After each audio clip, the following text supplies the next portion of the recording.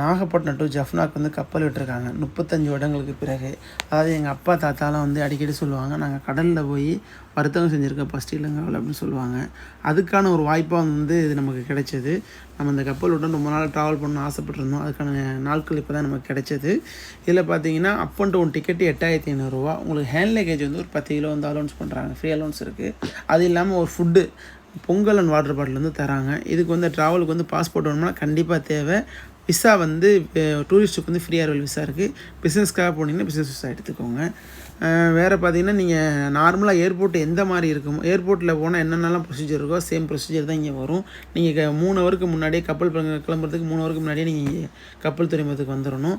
இங்கே வந்து ஃபுட்டு வந்து பார்த்திங்கன்னா இங்கே வந்து கப்பலில் வந்து நட்ஸு கொடுக்குறாங்க. அது இல்லாமல் கூல் ட்ரிங்க்ஸ் இருக்குது, காஃபி வந்து இருக்குது. காஃபிலாம் 35 ருபீஸ் தான், நட்ஸ்லாம் 100 ருபீஸ் தான், கூல் ட்ரிங்க்ஸ்லாம் 60 ருபீஸ் தான்.